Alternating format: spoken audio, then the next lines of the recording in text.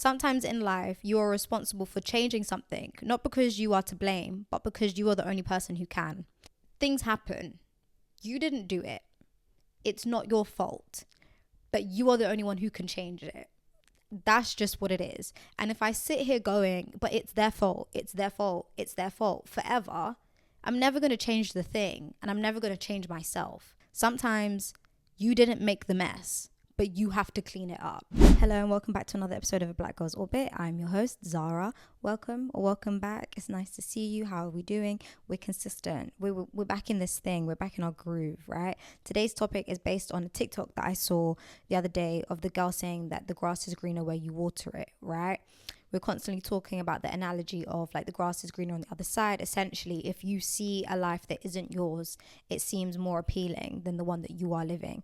And she's basically saying that if you just put in the work for your grass on your side of the fence, it will grow. It will grow anywhere that you water it. Anywhere that you put your energy, you will reap rewards, right? For your energy. You can only reap benefits from the things that you water, right?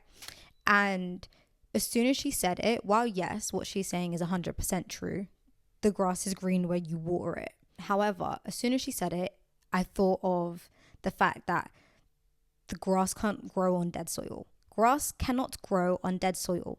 There is no amount of watering that you can do to soil that is dead to make grass grow there. And so hence why the topic of today's episode is nothing can grow in dead environments. There is absolutely nothing you can do to outwork a bad environment. Sometimes you just have to remove yourself. Sometimes you just have to go. Sometimes you just have to make the decision to get new soil, create a new environment, right? And we're not going to talk in analogies this entire episode because I'll confuse myself by doing that. But essentially, grass cannot grow on dead soil. No matter how much you water it, nothing can grow in a dead environment. That might be a toxic environment. It might be an environment that's not good for your mental health. It might be an environment that's no longer serving you. It might be around people who are no longer serving you. But regardless, sometimes, no matter how much effort you put in a certain area, the grass might just be dead. The grass might not grow, right? The soil may just be dead, barren. There's nothing's going to happen here, right? And there has been times in my life where, and even recently, where I felt like I'm putting so much energy in, I'm putting so much effort in, I'm watering it as best as I can, I'm talking to the grass, I'm trying, and absolutely nothing is going to happen because I'm not supposed to be there. I'm not supposed to be there. I haven't outgrown the environment. I have outgrown the people. It was never going to be a thing. It's time for me to move on to another environment. And we can often stay in environments that aren't serving us because we're busy blaming. Like, the reason why I ended up the way that I did was because of X, Y, and Z. The reason why I am the way I am is because of my parents. The reason why, yes, okay. Sometimes, yes, the reason why you are the way that you are may be because of someone else, but it is your now responsibility to stop putting effort there then, right? I don't have the relationship that I thought in the last episode, I was talking about how at a certain time I thought I was going to have this type of relationship with my parents, and I had to come to the terms of the fact that I'm going to grieve the relationship that I thought I was going to get with my parents and sit in the reality of the relationship that I do have with my parents. Not to mean that it would never get better, because it did get better from that point. However, at that moment in time, I had to sit in the reality and decide there is no amount of work that I could possibly do at this moment in time to get the relationship that I think I want from my parents. I have to see it how it is and remove myself from this environment. And sometimes that's the decision that you have to make. Sometimes you have to choose to stop putting your effort in certain places and stop blaming them for the reason why you are the way that you are. Because at the end of the day, like I always say this, up until a certain age, I feel like I'm perfectly fine with people going, I am the way that I am because of X, Y, and Z. This happened because of X, Y, and Z. Life is happening to me and I'm not happening to life. Up until a certain age, I fully understand people saying that. After I would say like 22-ish, 23-ish, and even I'm sure people older than me would say that, you know, we're still babies at that point. But because I'm 24, when I hear a 23-year-old telling me that I'm just the way that I am because, you know, my parents, and I'm here because of, you know, this, at some point we have to stop the blame game. At some point we have to take a look at ourselves and decide, is this how I want to move forward? Do I want to live the rest of my life saying I am who I am because of X? I am where I am because of so and so. I am where I am because of this person and this experience and that thing happened. No, I would like to be in control of my life. I would like to at least try and say that I have some control of the destiny that I'm going to live. Now, we can't control everything. And we're trying to recover control freak, it is very hard to come to the terms of the fact that you cannot control everything. But I can put effort where I need to, right? I can begin to put effort into myself, and I can begin to take control of the things that I am letting other people have control over, in the sense of like, I am a people pleaser because of the household that I grew up in. Well, I don't want to be a people pleaser. I don't want to be a people pleaser. So at what point am I going to stop saying I'm a people pleaser because of X, Y, and Z, and just say, okay, cool, our reality at this moment in time is I'm a people pleaser. I don't want to be anymore. So what can I do to change this? What can I do to maybe remove myself from the environment that's making me act as though I'm a people pleaser? What can I do to create an environment where I'm no longer triggered by that need and that tendency is to be a people pleaser, right? Like at some point we have to take accountability for ourselves. And I know it can be hard. I know it can be hard because not everybody lives the same life, right? Not everyone has been through the same experiences. And while I can easily sit here and be like, just take control of your life, it's easier said than done, especially when you have maybe been through a lot worse things, or a lot of things that genuinely were not your fault, right? But how you react to those things after a certain age, after a certain point, when you come to the self-actualization of like, okay, my life at this time is the way it is because I'm not doing anything to change it, right? We often can get into a loop of blaming other people for we are the way that we are. And you can do that forever.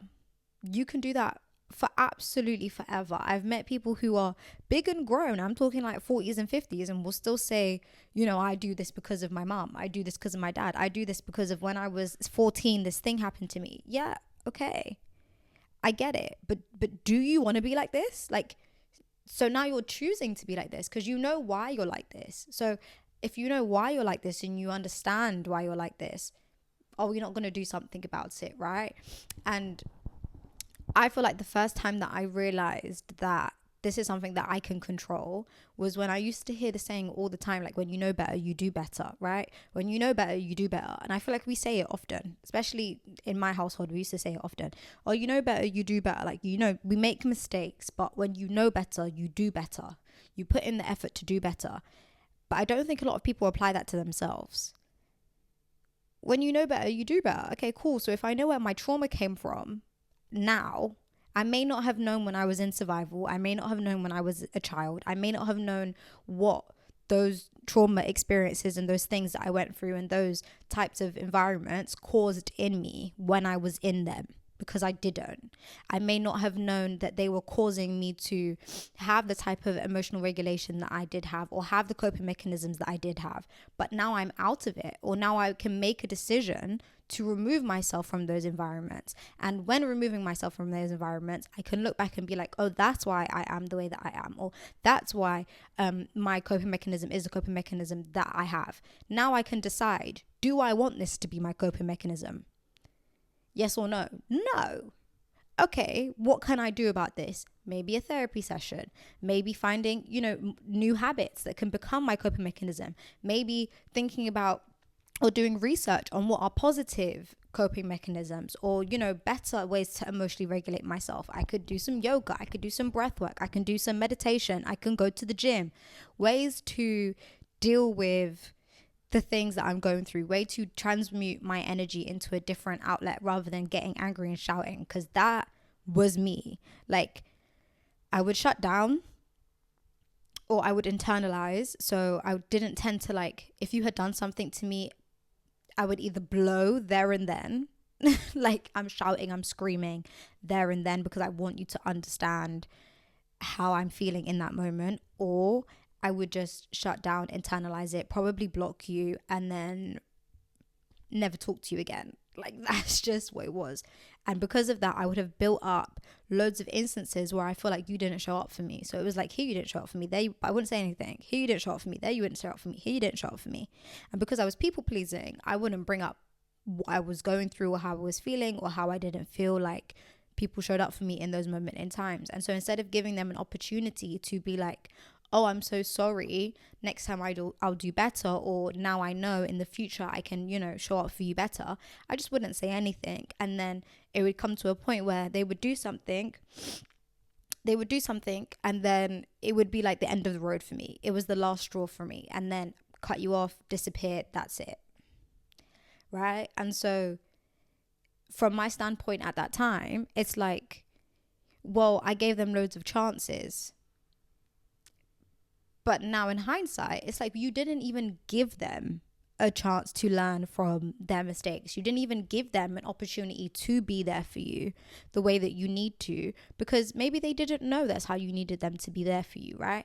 And I'm not saying that you need to tell everybody the things that you want them to do, because some people are able to, assess a situation and know you enough to be what you need without you having to explain it. That 100% is a thing that can happen.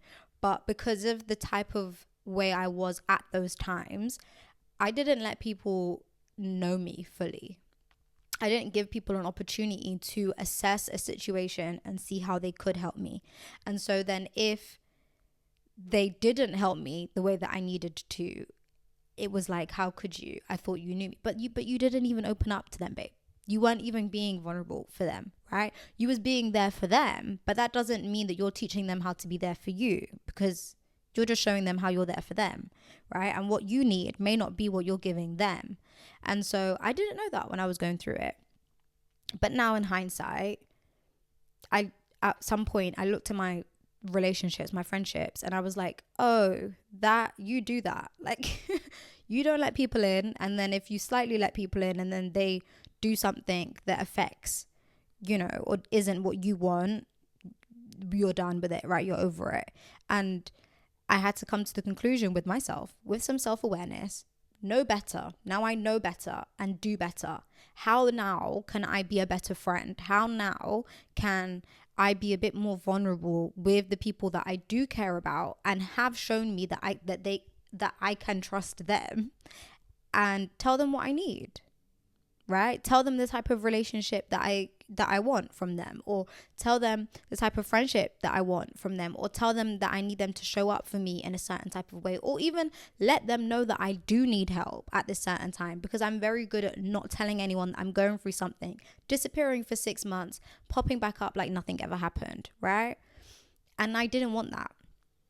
I didn't want that to be my future forever, that I just isolate, deal with my problems, and then sit here and go boo-hoo, no one's here for me. That's not a cycle that I ever wanted to repeat, right? But now I know better, I can do better, and I can stop blaming, right? Now, there are some situations, some environments, some relationships that it didn't matter how much I now tried to be this better version of myself, or to try to know better and do better. The friendship was never going to work out. The relationship was never going to work out. And that's okay.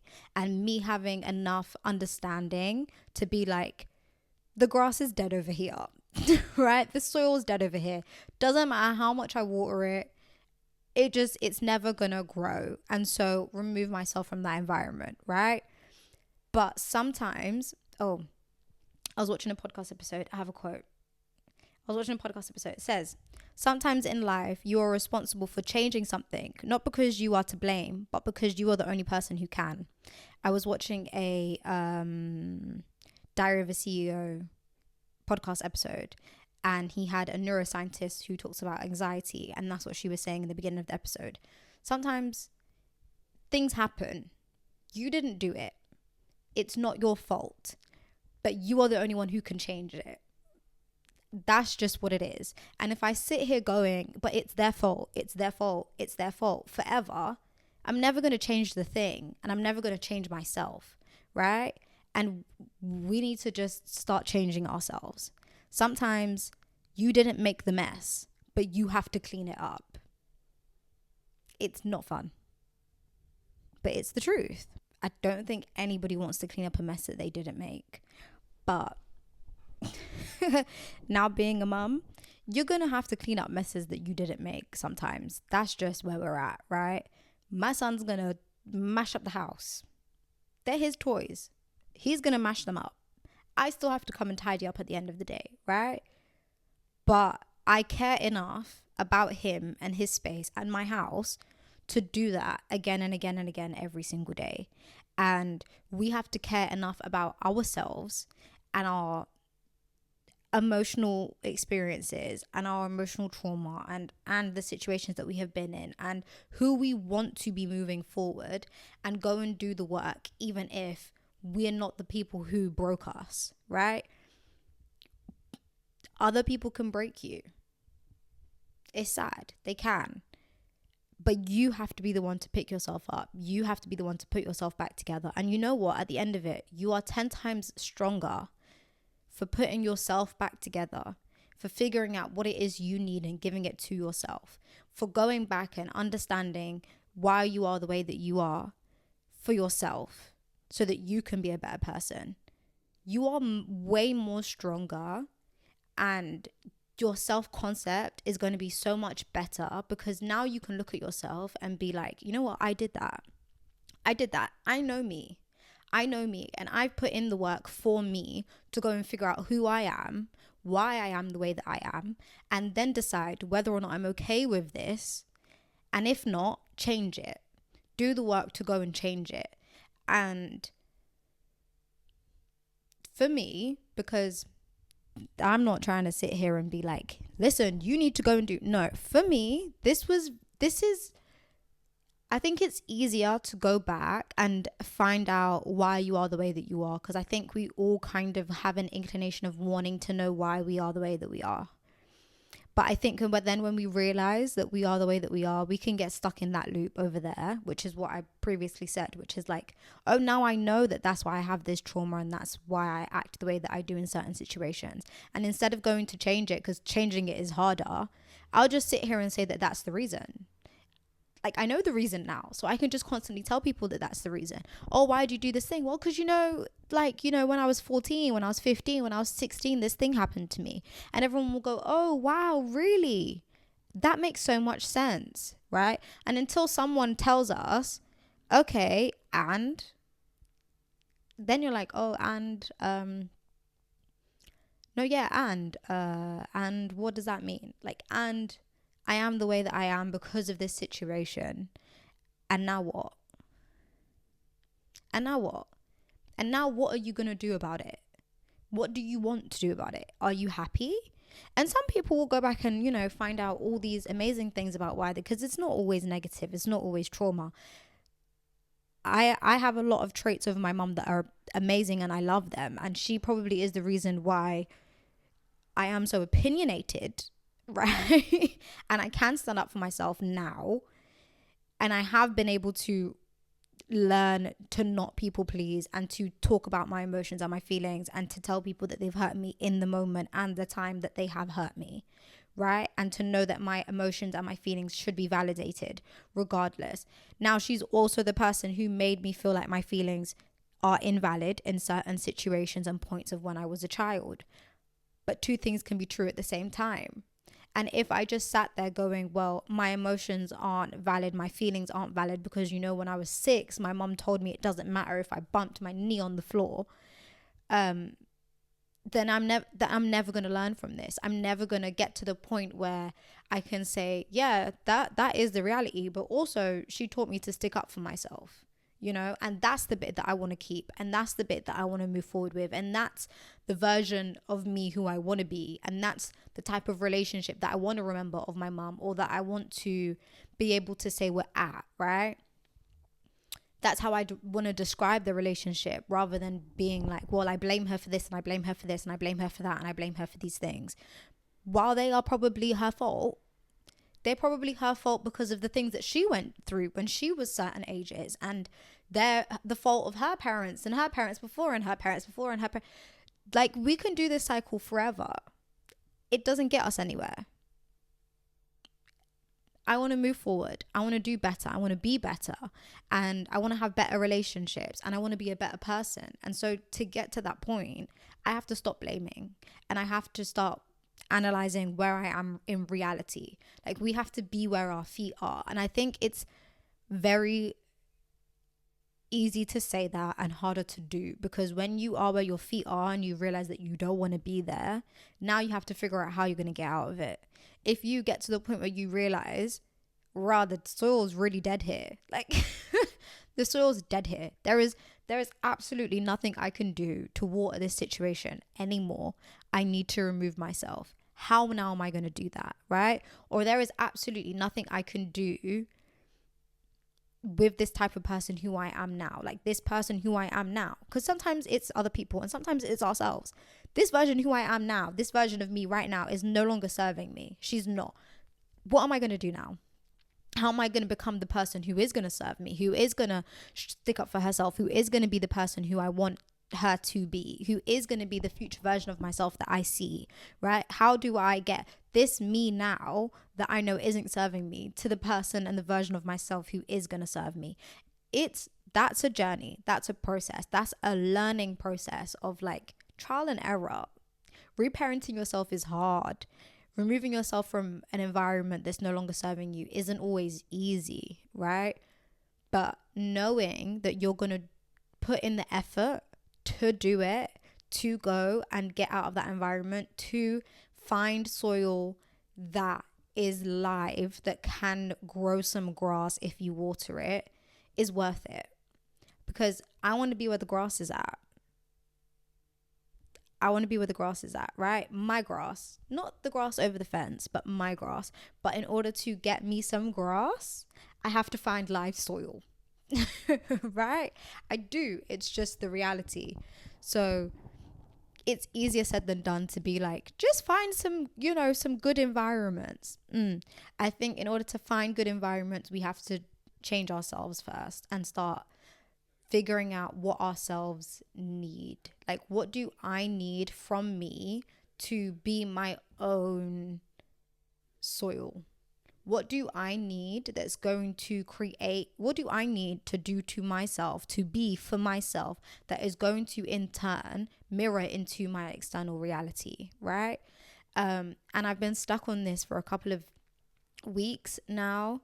Myron Golden says like you have to be and then do and then have, right? You have to be the person first, and then you can do the things of the type of person who you are, and then you will have the things of the person who you are. But you cannot go out and do a whole load of stuff when you don't even have the correct mindset, when you're not even the right person, when you are not even the perfect vessel for the things, right, that you want to call in. You have to create this type of person within yourself first. And I think it's always better when you start with yourself, because looking externally can be hard, especially like I said, if you're in a reality that you don't want to be in, your feet are planted where you are, you look up and you realize this is not serving me at all. Trying to change all the external first is hard. But if I just go, what can I do? Like, what can I do for myself? Okay, this environment isn't serving me, but I can remove myself from it for 1 hour a day. Okay, I'm going to do that. What can I do in that 1 hour of my day that gets me to be a better me? Okay, what do I need? Maybe that 1 hour a day is just for me to get some mental clarity. I'm going to go for a walk for an hour, just so that I'm away from my environment. Or I'm going to go to the gym for an hour and work on my body, because that's all I can work on at this current moment. Or I'm going to go to the library and sit down and put a couple hours in to build the business that I want. or to do the research on the business that I want, or to do the mindset work on the type of person that I want to be that has the business, right? Like, what can I do for myself first? I think we have to start there. I think we have to start there and know who we are and stop blaming. Stop looking outside of ourselves and blaming everybody else. Stop blaming. Stop saying that I am this way because I'm this way, or I just, it is who I am, like I am who I am. Well, what does that mean? I am who I am. But what if you don't like who you are? Or what if it's like, I like to ask a lot of questions, right? I'm interested in people. I'm interested in who people are, why they are the way that they are, how they became that way. Because of the childhood that I had, I then went and did like psychology and sociology at college. I was obsessed with figuring out why people are the way that they are. Still am. Then went to university and did sociology because I wanted to understand how people become the way that they do become, right? And I'm still like that. I love to ask people questions about their lives, why they are the way that they are, the morals that they have, the things that they see for their future. And I can often, because I am that way, see the best in people and want the best for them. And so I would get disappointed often when I can see the future version of you that you could become and you don't see it, or you don't want to get there, or you have no intention of becoming that person. So I would want to help you get there. Like, oh, you want to be this type of person? Cool. Like, let me help you get there. You want to have this type of business? Cool. Let me help you get there. What do you need? How can I help you? And being that made me realize that a lot of people would rather say, oh, I am the way that that's just how I am. Like, that's just who I am. I'm never going to change. This is just what it is. This is where I'm at. Like, a lot of people would rather do that than be like, oh, rah, you think I could get there? Like, you think I could be that type of person? Bet. Let me go and do the work. Like, you're co-signing the vision that I have in my brain. Cool, let me go and do that.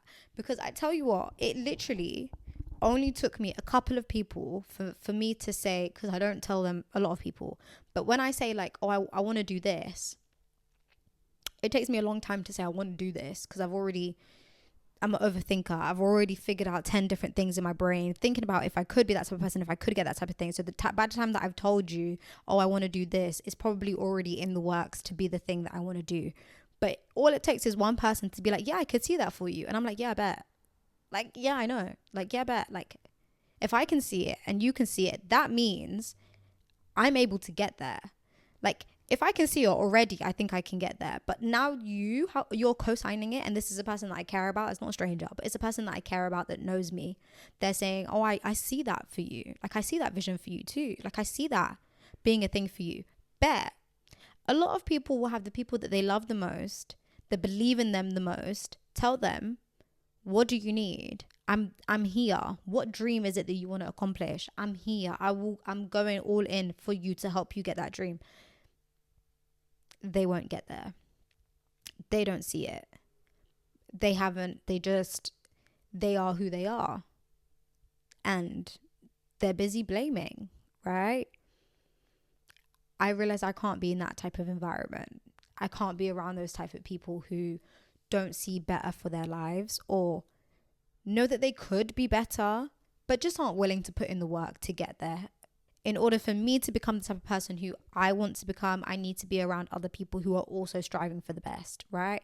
And it's hard to know that there are people that you're going to have to let go of, environments that you're going to have to remove yourself from, situations that just aren't benefiting you, and know that you need to put you first and pour into you and water your own self, dreams, goals, and soil, and then move on, and yeah. So from one tiny little TikTok, this has become an entire episode of me ranting on about how we can't blame people for the reason why we are the way that we are. But some people will. And if you're watching this, I hope you're the type of person to go, yeah, you know, I know better now and I want to do better. I know the reason why I am the way that I am. And I now want to put in the work to be a better person and to understand who I am, the reason, the way that I am, and decide whether or not I want to continue being this person and this version of myself, or if I want to be a better version of myself, right? And the other day I was watching a YouTube video and the girl said, you're so busy trying to make this version of you be something, and you're not realizing that the version of you who has the thing that you want is not you. Like, she's a completely different person. She has different habits. She has different rules and regulations for herself. She has different morals. She has a different mindset. And you're so busy trying to get that thing with this version of you. And you need to instead become that version of you that already has that thing. And then you'll have that thing, right? And I think that goes back to what I was talking about yesterday about grieving a past version of me. I know that version of me who I once was, I had to shed her to become this version of me. And this version of me isn't that version of me. And this version of me has this kind of lifestyle and this type of mindset and this type of experiences and these types of routines that God didn't have. And I had to leave her behind. And with leaving her behind, I had to leave her environment behind and her limiting beliefs behind and her environment of what she thought was possible and her vision and dreams for her future, because they're no longer what this version of me wants. And it's a process. Going through that type of becoming is a process. It's a process of becoming. But there are steps to it. And I think the first step is refusing to blame anybody else for your situation and coming to the terms of who you are in this moment, where you are in this moment. This is my reality. This is who I am. Now what do we want to do about it? Right? That's the first step. So thank you for entering a Black Girl's Orbit. I hope you enjoyed your time here. I will see you next week. I know this episode was a bit of a in your face type situation, but sometimes this is what I need. Sometimes a little bit of hard love is what we all need to get us to a better place, you know, to become the version of ourselves who we want to be. So I hope this episode helped you. I have been your host. I will see you next week.